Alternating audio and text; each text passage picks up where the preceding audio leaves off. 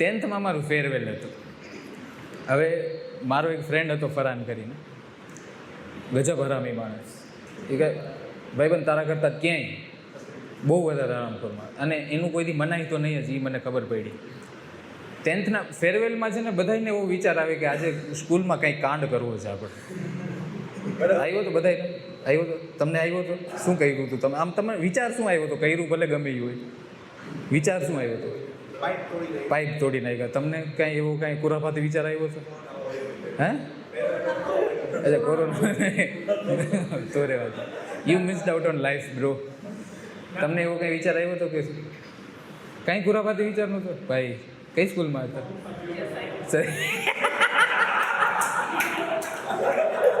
સત્યસાઈમાં admission જ પૂરા fast છે, ખબર છે? એમાં એડમિશન તમે સત્યસાઈમાં, તમે ક્યાં ઓછા છો? તમે લડી જ લ્યો છો. ભાઈ અમને વિચાર જ એવો આવ્યો કે આઈ ડોન્ટ થિંક કે બીજા કોઈને એવો વિચાર આવ્યો છે. અમને વિચાર બધો એવો આવ્યો. અમારે સ્કૂલમાં કેવું હતું કે વચ્ચે એસેમ્બલીનું ગ્રાઉન્ડ છે અને આમ યુ શેપમાં બધે ક્લાસીસ છે. સામે એક્ઝેક્ટ સ્ટાફ રૂમ, આમ ક્લાસીસ 2 ફ્લોર્સમાં, બરાબર? તો અમને વિચાર એવો આવ્યો કે ફેરવેલમાં તો બધે ગ્રાઉન્ડમાં હશે, ક્લાસમાં તો કોઈ હશે નહીં. તો બધાય ક્લાસના ડસ્ટબિનમાં અમે પીપી કરશું. શું કામે વિચાર આવ્યો હજી નથી ખબર. અને તમે વિચાર કરો, અમે બધાએ 3-4 લીટર મિરિન્ડા અને સ્પ્રાઇટ ને જી મોડ, ભાઈ ખરેખર અમે પીપી કરવા ઉભા રહ્યા ને એકદમ આમ રેઇનબો કલરની પીપી. અમને ખબર જ નહોતી કે અમારી પેટની એટલી કેપેસિટી છે કે એટલું લિક્વિડ હોલ્ડ કરી. તો અમે પહેલાં અહીંયા બધાય હાયર સેકન્ડરીના ક્લાસીસ હતા લેફ્ટ સાઈડમાં, અને રાઈટ સાઈડમાં બધાય હાઈસ્કૂલ ને સેકન્ડરી. તો અમે 7thથી ચાલુ કર્યું. અમે 5 જણા હતા, બધાય ફૂલી લોડેડ. અમે વાત જોઈ અડધી કલાક બેસીને કે આજે તો બધા ડસ્ટબિન ફૂલ કરી નાખવા છે. તો 7thથી અમે ચાલુ કર્યું. 7th A B 8th A B, બરાબર? એટલું તો એક જણે જ કર્યું. ભાઈ પછી એક જણાની કેપેસિટી એમાં એવું હતું કે વધારે હતી. અમારું બધાનું 10th સુધી પૂરું થઈ ગયું. અમે બધા ડસ્ટબિન ફૂલ કરી નાખ્યા. પછી 10th Bમાં વારો આવ્યો ફરહાનનો. તો અહીંયા ડસ્ટબિન છે, ફરહાન આમ ઊભો છે અહીંયા, બરાબર? બધું આમ હથિયાર તૈયાર રાખી. એ કે હમણાં રેઇનબો કરું એટલી વાર. હવે અહીંયા દરવાજો છે, અહીંયા ડસ્ટબિન છે. હવે અમને ખબર નહીં શું સૂઈજું, અમે આમ સર્કલ ઊભીને જોઈ છીએ બધા.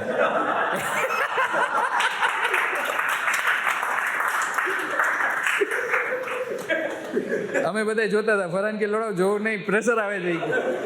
એટલે પરફોર્મન્સ પ્રેશર આવે છે. પ્રેશર તો આવેલું જ હતું.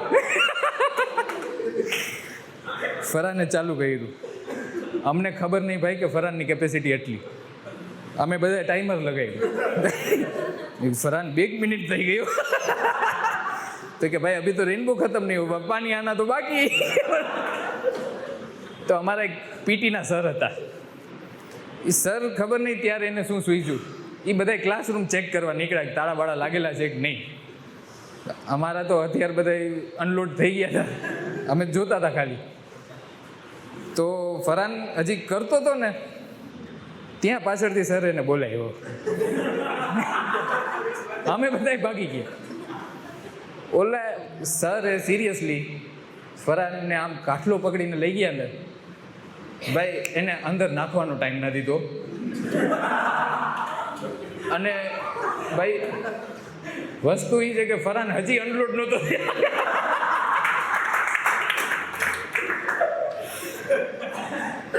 અને સર ખબર નહીં કે આ મૂળ માતા નીચે જોવે જ નહીં. નીચે જોયું જ નહીં. આમ લાઈન થતી જાય. અમને ખબર પડી કે અહીંથી ગયા છે સર ને ફરહાન. અને બાજુમાં ગ્રાઉન્ડમાં ફેરવેલ ચાલે છે. સર સિવાય બધાય જોવે છે કે સર એક જણાને લઈ જાય છે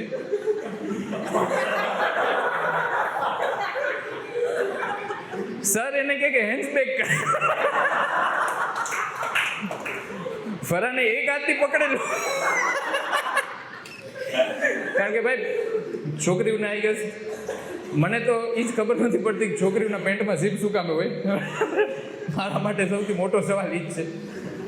પણ છોકરાઓના પેન્ટમાં ઝીપ હોય નહીં, કોક વાર લાગી જાય અને એ બહુ અઘરું છે. એટલે ફરાને એક હાથ પાછળ રાખ્યો અને એક હાથથી સેફટી સાચવી. તોય હજી સર નીચે તો નથી જ જોતા. તેથી અમારી આખી સ્કૂલને ખબર પડી કે છે ને ફરાન આગળથી છે ને ટીપ લેવા જેવી નથી, કારણ કે એની પાસે છે જ નહીં.